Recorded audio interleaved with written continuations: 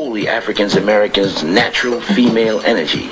He is now unable to express himself spiritually, symbolized here by the genie, the conqueror, because he cannot awaken his spiritual energy within himself and achieve that union with God. Once the Kundalini is awakened, it's considered to be the highest spiritual advancement, symbolized here by the genie or genius, who can awaken his own Kundalini power, the fear of death. This is the book the master gave the slave. Death put limitations on you. You set patterns in your life. At 40 years old, I'll do this. At 60 years old, I'll do that. And then I'll die. You limit your life. You limit your achievement by the belief in death. And they show you that only the Christ comes back from the death. This is what they gave to the slave. A belief in limitations on the mind. He was taught that Christ died for his sins. The African American has been tricked into believing that he can commit any crime, murder included, and that if he only asks the Lord for forgiveness, he will automatically be forgiven. Let me give you the real truth. The Lord heareth not the prayers of the wicked. The Lord heareth not the prayers of the wicked. There is no man living or that ever lived who can violate the laws of nature with impunity. It's only your deeds that save you. Your good deeds must equal your bad deeds. You reap what you sow. You pay for what you do. You pay, not Jesus Christ. Nobody can pay for your sins but you. Here, in this picture, the pen reinforces that belief that you can do what you want, this church scene, and be forgiven. Here, the stone speaks of the same testimony. The stone and the pen testifying to that same truth, the belief that you can get away with all your wickedness in the church. You got to reap what you sow. Here, that same wicked teaching in this, what they call a contraband meeting. It's contraband because there's no white people there teaching you the same thing. Go out and commit any crime. Go ahead and do it. You'll be forgiven. And here it is in stone, speaking loud. The pen and the stone. Yea, the pen and the stone shall bear witness. Thousands and thousands of years ago, teaching that same teaching. Here's how the black man learned of the Bible. With the white presence in the church, the white family, the white father, making sure that he got every lie correct, generating that image of love and compassion for black people on Sunday. But on Monday morning, they would turn around and get your children in school and teach them the science of being underachievers. They wrote all the books in order to guarantee your children's miseducation. They were taught to idolize European intelligence and education, and that they come from an uncultured, primitive people. They would make images of themselves, of loving kindness, and symbols, and in art. And then when the children came out on the street, that same fear became real. The reality came home. This man, on one hand, loved them. On the other hand, he hung their families and beat their babies and terrorized their mothers. This is how confusion, disagreement, and arguments became a natural part of the African American culture. This was the science that was put on him from the slave master. Then they took their little babies and little girls and put them to work. Little girls and boys under 10 years of age are sent to chain gangs, according to what they say they did. Hard work and low wages. The African American went to work for America in the building of America, as we see here, as the stone speaks. From this city buried in the jungle in Southeast Asia, he went to work and he did everything he could, which is shown here in stone by his juggling, doing whatever he can, catch as catch can. This is the history. His first big job was fighting for the slave master.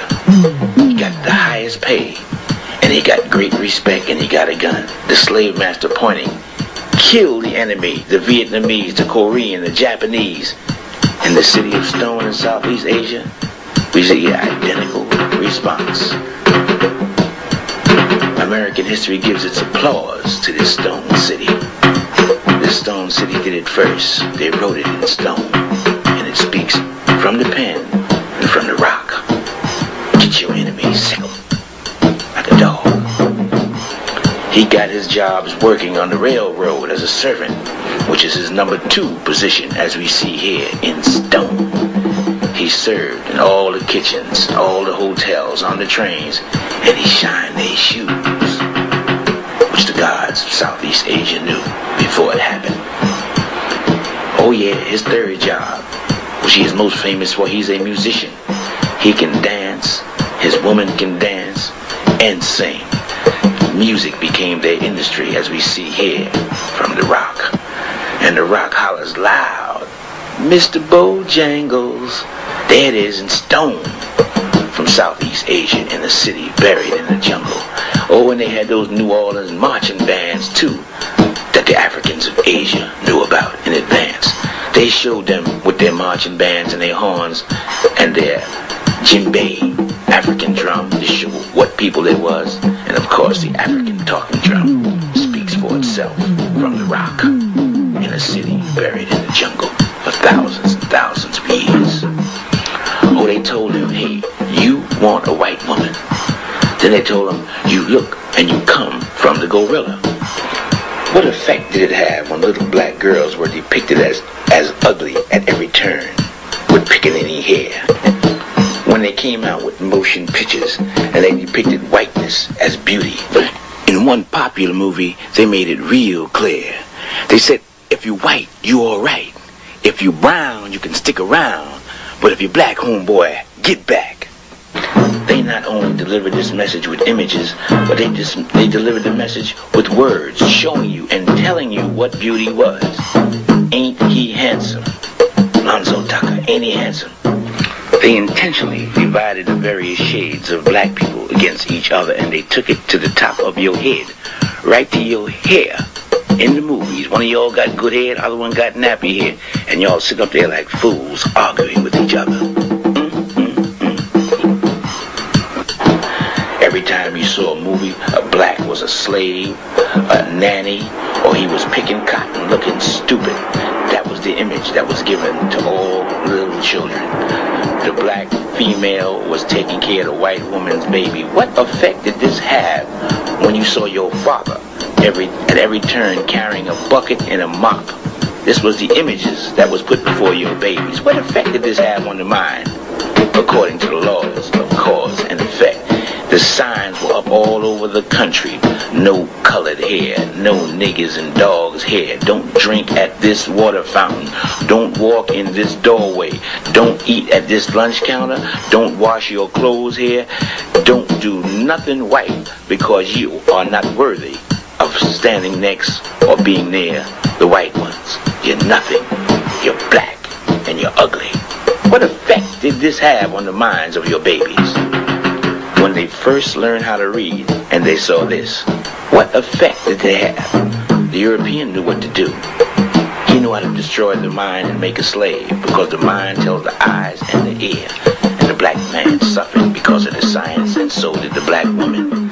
They went through physical and mental anguish all the days of their life. This is America. That's why they say the black man and woman of America was crucified. The stone speaks. The stone will tell you loud and clear if you can read the handwriting of the gods.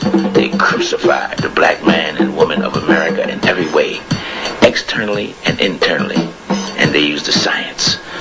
Oh yeah, they focus. Oh, your own people sold you into slavery. They focus on that. Slave master bought you from a black man. They made the black man beat you, according to their document, so that you wouldn't be mad at the slave master. You'd be mad at the man with the whip. They had a specific mode of beating slaves.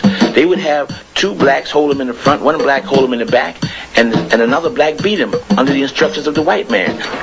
The slave who is receiving this beating is angry at the blacks who are beating him. This is reborn.